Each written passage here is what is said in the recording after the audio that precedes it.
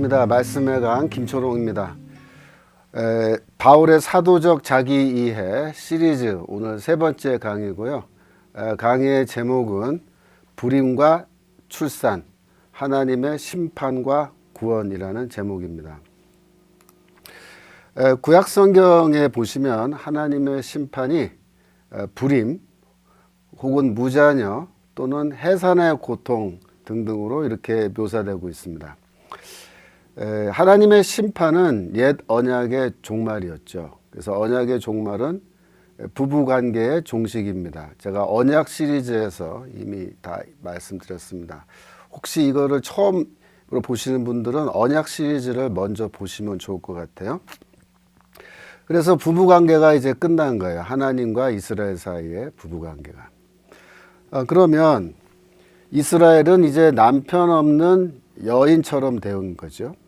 남편 없는 여인은 아기를 낳지 못하니까 불임과 무자녀라는 그런 결과가 당연히 오는 겁니다. 그래서 불임과 무자녀가 하나님의 심판을 가리키는 메타포가 되는 겁니다.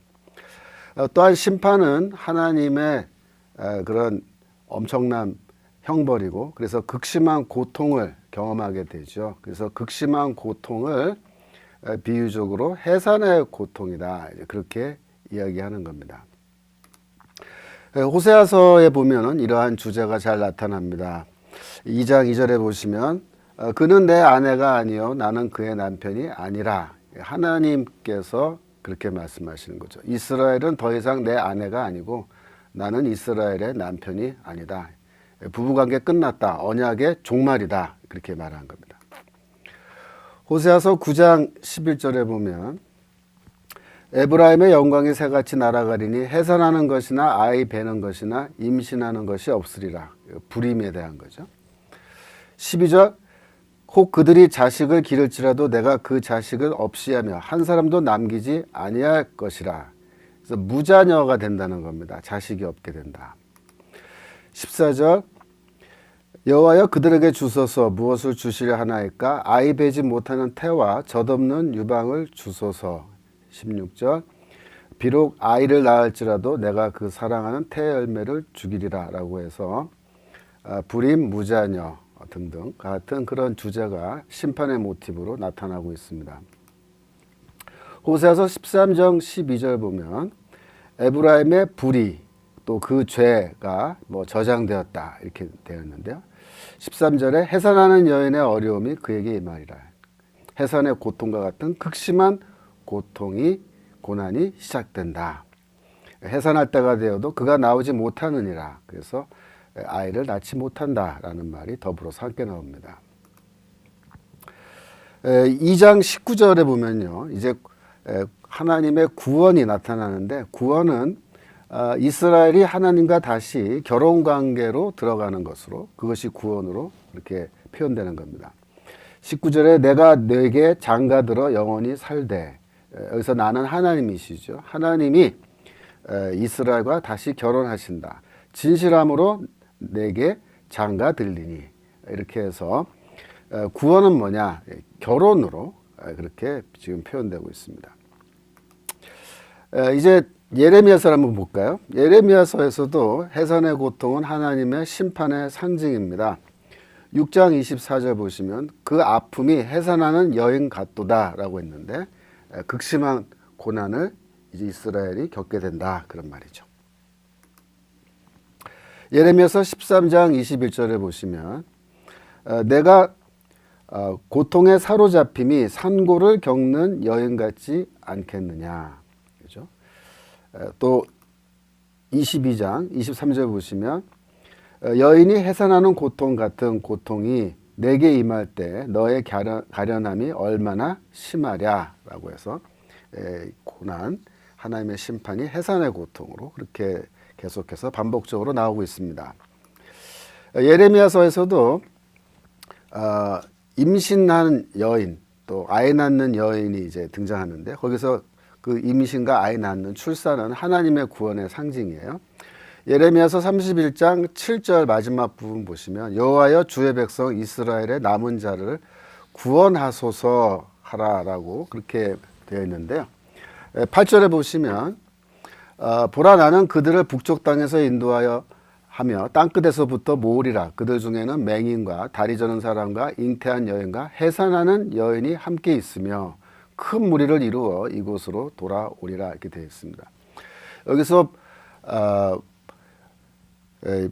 돌아온다, 그죠? 또 그 다음에 모은다. 땅끝에서부터 모아서 그들이 돌아온다는 것은 포로의 귀환이죠.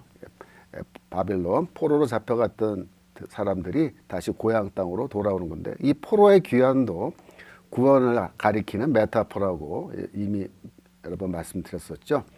그런데 그 포로 귀환과 더불어서 잉태한 여인, 또 해산하는 여인이 함께 등장하는 거예요. 그래서 출산이 구원의 상징으로 지금 여기에 나타나고 있습니다.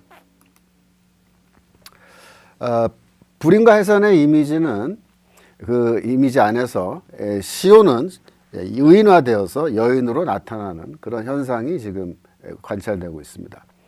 애가서, 예레미야 애가서 1장 1절 보시면요. 슬프다 이 성이여, 전에는 사람들이 많더니 이제는 어찌 그리 적막하게 앉았는고, 전에는 열국 중에 크던 자가 이제는 과부같이 되었고, 전에는 열방 중에 공주였던 자가 이제는 강제 노동을 하는 자가 되었도다 라고 해서 이 유다 백성, 뭐 이스라엘이라고 말할 수 있겠죠. 이 이스라엘 백성이 과거에는 공주였는데 하나님의 심판을 받고 과부가 되었다. 과부는 뭐겠습니까? 남편 없는 여인을 이렇게 가리키는 겁니다. 하나님이 남편이신데 남편의 버림을 받았기 때문에 과부가 되었고, 이제는 강제 노동을 하는 노예처럼 되었다. 그렇게 얘기하는 겁니다. 이 에가서에 보시면요, 딸 시온, 뭐 딸 유다, 딸 예루살렘 등등 이렇게 심판받은 유다를 모두 딸로, 여자로 그렇게 묘사하고 있어요. 에가서 2장 1절에 보시면 슬프다 주께서 어찌 그리 진노하사 딸 시온을 구름으로 덮으셨는가. 그죠? 딸 시온이라고 하죠. 2절에 보시면 하나님께서 노하사 딸 유다의 견고한 성체들을 허물어 땅에 엎으셨다. 이번에 딸 유다가 나왔죠.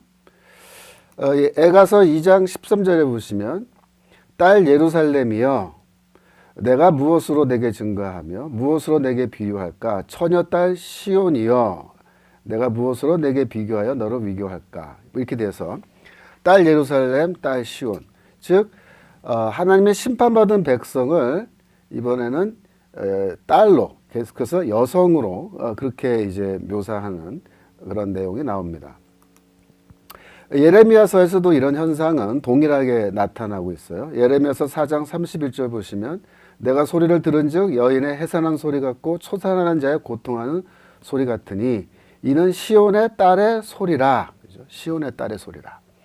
즉 하나님의 백성이 하나님의 심판받아서 해산의 고통과 같은 심한 고통을 받는다. 그런 말입니다. 이번에 미가서를 한번 보겠습니다. 미가서에서도 이 해산의 고통이 심판으로 나타나고요. 또 딸 시온이라는 말도 나타나요. 미가서 4장 9절에 보시면 내가 해산하는 여인처럼 고통한다 이렇게 되어 있잖아요. 그런데 10절에 보시면 10절에서는 아기를 낳는 해산을 구원으로 그렇게 해석합니다. 10절 보시면 딸 시온이여 해산하는 여인처럼 힘들여 낳을지어다. 이제 내가 성읍에 나가서 들에 거주하며 또 바벨론까지 이르러 거기서 구원을 얻으리니 라고 해서 구원을 얻는다라는 말과 아기를 낳는다라는 말이 이렇게 함께 나왔어요. 불임이 심판의 모티브라면 그렇다면 출산은 뭐겠습니까? 출산은 구원을 가리키는 모티브가 되는 겁니다. 미가서 5장에 보시면 또 이제 중요한 본문인데요. 베들레헴 에브라다야 너는 유다 족속 중에 작을지라도 이스라엘을 다스릴 자가 내게서 나올 것이라. 그래서 이스라엘을 다스릴 자가 누구겠습니까? 바로 메시아를 가리키는 거죠. 그래서 그의 근본은 상고에 영원히 있다. 우리가 이제 그 성탄절 때 자주 읽고 또 목사님들이 설교하는 본문입니다. 왜 그렇습니까? 마태복음에 보시면 마태복음에서 동방박사가 와서 유대인들의 왕으로 태어난 분이 어디에 계시냐라고 이렇게 물었을 때, 이 율법사들이 이 미가서 5장 2절을 이제 읽으면서 베들레헴에서 태어날 것으로 그렇게 추측을 하는 대목이 있는 거죠. 그래서 요 구절을 우리가 잘 이미 알고 있는데요. 그 다음 구절이 중요합니다. 메시아에 대한 구절 바로 다음 절에 그러므로 여인이 해산하기까지 그들을 붙여 두시겠고 그 후에는 그의 형제 가운데 남은 자가 이스라엘 자손에게로 돌아오리니. 즉 구원이 임하기 전까지는 그들이 하나님의 그 백성들이 고난 상태 혹은 포로 상태에 있는데, 여인이 해산을 하면 그 무슨 뜻일까요? 구원이 임하면 그러한 모든 고난은 끝난다 이런 말입니다. 그래서 메시아가 이제 언급되면서 메시아의 구원을 여인이 해산하는 것으로 그렇게 이야기하고 있어요. 그래서 항상 이렇게 메시아의 구원이 임하기 직전에는 하나님의 백성에게 이런 극심한 고난이 있는데요. 그거를 우리가 이제 천지개벽 이전에 있는 고난이라 그래서 영어로는 카스믹 카스믹 팽이라 그러죠. 팽은 이제 곧 해산의 고통을 가리키는 건데요. 그래서 그러나 이제 메시아가 오면은 그런 카스믹 팽이 다 끝나게 되는 겁니다. 이번에 이제 이사야서를 보시겠는데요. 이사야서는 이제 지금까지 우리가 관찰한 모든 것이 다 한꺼번에 나타납니다. 그래서 무슨 종합 선물 세트처럼 모든 게 다 모티브가 다 이제 모아져 있고, 더 중요한 거는 그런 모티브들이 한 단계 더 발전된 형태로 지금 이제 나타나고 있다는 겁니다. 그래서 이사야서를 보시면은 첫 번째로 하나님의 심판이 이제 그 해산의 고통으로 표현되는데요.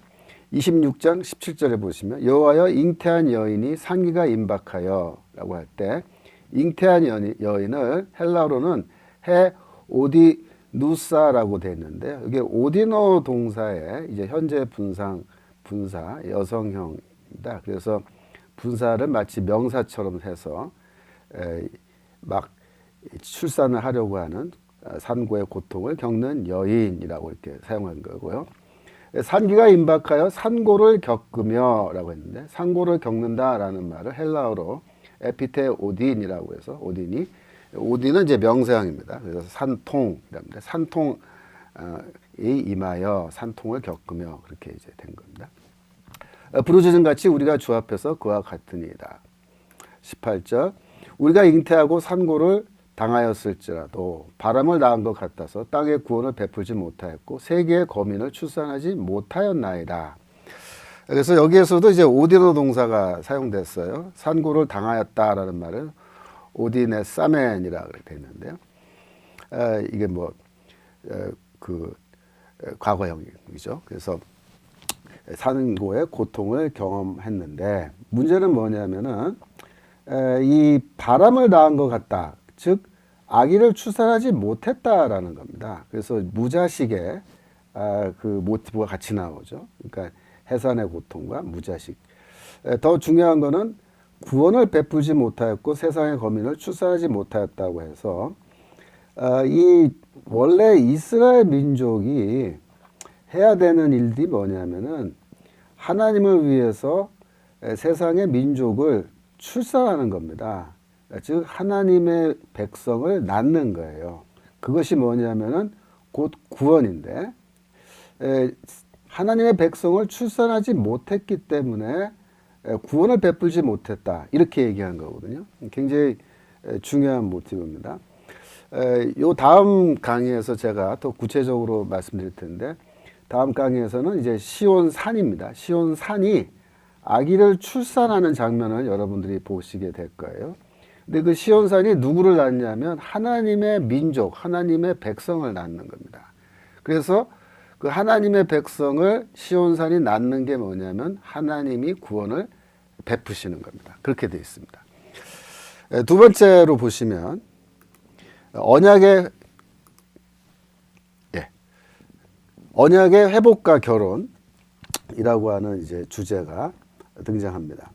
이사야서 62장 4절에 보시면 다시는 너를 버림받은 자라 부르지 아니하며 다시는 내 땅을 황무지라 부르지 아니하고 오직 너를 헵시바 나의 기쁨이 그에게 있다 라는 뜻이죠. 라 하며 내 땅을 뷸라 즉 결혼한 여자라 하리니 이는 여호와께서 너를 기뻐하실 것이며 내 땅이 결혼한 것처럼 될 것임이라. 그래서 여기에서는 이제 그 신랑 신부가 다시 결혼을 하는 것으로 그 구원이죠. 구원의 모티브가 결혼으로 나타난 겁니다. 5절 마치 청년이 처녀와 결혼한 같이 내 아들들이 너를 취하겠고 신랑이 신부를 기뻐한 같이 내 하나님이 너를 기뻐하리라 라고 해서 하나님이 다시 너희와 결혼해 주신다. 언약이 회복된다. 즉 새 언약을 맺어 주신다. 그런 뜻이죠.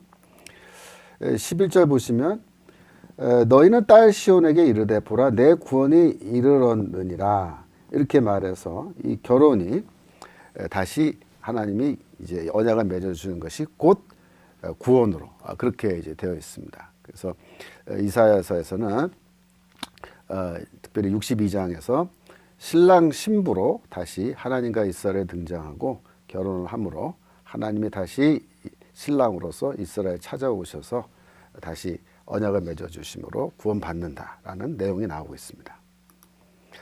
세 번째로 이제 출산의 모티브가 나타나는데요. 42장 14절에 내가 오랫동안 조용하며 잠잠하고 참았으나 내가 해산한 여인같이 부르짖으니 숨이 차서 심히 헐떡일 것이라.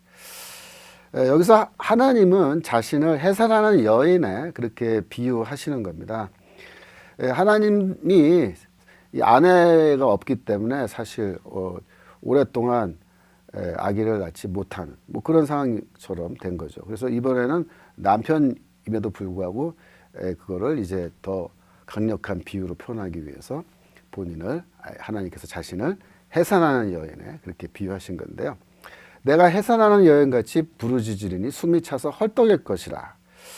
이렇게 매우 어떻게 보면은 파격적인 그런 모습으로 구원을 이제 설명하고 계시는 겁니다. 그 다음에 49장 보시면요. 49장 15절에 여인이 어찌 그 젖먹는 자식을 잊겠으며 자기 태에서 난 아들을 긍휼히 여기지 않겠느냐. 그들은 혹시 잊을지라도 나는 너를 잊지 아니할 것이나. 18절 내 눈을 들어 사방을 보라 그들이 다 모여 내게로 오느니라. 그렇게 해서 출산의 모티브와 포로귀환의 모티브가 여기서도 같이 나오는 거죠. 그래서 그들이 다 모여서 내게로 온다는 말이 이제 그 포로귀환의 모티브잖아요. 근데 그 앞에 젖먹는 자식 잊지 않고 태에서 난 아들을 긍휼히 여길 것이다. 이런 말씀이 다 출산과 양육의 모티브가 나오는 겁니다. 그 다음에 19절 보시면 땅이 이제는 주민이 많아 좁게 될 것이며 너를 삼켰던 자들이 멀리 떠날 것이니라. 20절 자식을 잃었을 때 낳은 자녀가 후일에 내 귀에 말하기를 이곳이 내게 좁으니 넓혀서 내가 거주하게 하라 하리니. 즉 이제 하나님의 백성들이 많이 태어나는 거예요. 구원을 받았기 때문에. 그래서 이제 언약이 회복되고 남편 아내 관계가 회복되면은 하나님의 백성이 굉장히 많이 태어나서 그 땅이 시온이라고 하는 그 성도 너무 좁아서 야 이거 너무 좁다. 이거 땅을 더 넓혀야 된다. 라는 이런 말이 나올 정도로 많은 하나님의 백성들이 탄생한다. 라는 그런 뜻입니다. 21절 보시면요. 그때 내가 내 마음에 이르기를 누가 나를 위하여 이들을 낳았는고 나는 자녀를 잃고 외로워졌으며 사로잡혀 유리하였거늘 이들을 누가 양육하였는고 나는 홀로 남았거늘 이들은 어디서 생겼는고 하리라. 심지어 하나님의 백성 이스라엘도 깜짝 놀란다는 거예요. 그때 이렇게 많은 백성들이 어디서 태어났고 누가 이들을 길렀느냐 이렇게 얘기하는데 이건 다 하나님의 어떤 그 역사라고 말할 수 있습니다. 그래서 그때는 하나님의 이런 놀라운 역사 때문에 이스라엘조차도 놀라는 그런 일들이 이제 일어난다는 겁니다. 네 번째, 엄청난 인구 증가가 있다.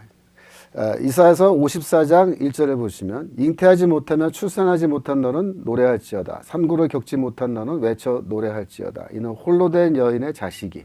홀로 된 여인이 누구겠어요? 이스라엘이죠. 남편 있는 자의 자식보다 많음이니라. 그래서 이제 마치 아기를 낳지 못하던 그 아브라함의 부인 사라가 이제 아기를 낳듯이 이 여인도 이제 아기를 낳게 되는데요. 여기서 너는 뭐 이스라 혹은 시온으로 그렇게 우리가 해석할 수 있겠습니다. 그래서 여기에서 이제 이사야서 본문에 보면은 사라와 아브라함의 그 모티브, 아기를 낳지 못했다가 아기를 하나님의 은혜로 낳게 되는 그런 출산의 모티브가 이사야서에 등장해요. 이사야서에 그러면은 아브라함이라는 이름, 사라라는 이름이 등장하느냐? 나옵니다. 어디에 나오냐면 51장 2절에 나와요. 너희의 조상 아브라함과 너희를 낳은 사라를 생각하여 보라. 그죠? 아브라함이 혼자 있을 때 내가 그를 부르고 그에게 복을 주어 창성하게 하였느니라 이렇게 되어 있는데요. 하나님께서 사라로 인하여 사라를 통해서 아들을 출산하게 해서 창성하라. 이 땅에 너희는 가득하라 라고 하는 그런 축복이 이제 실현되는 거죠. 그런데 재밌는 거는 뭐냐면요.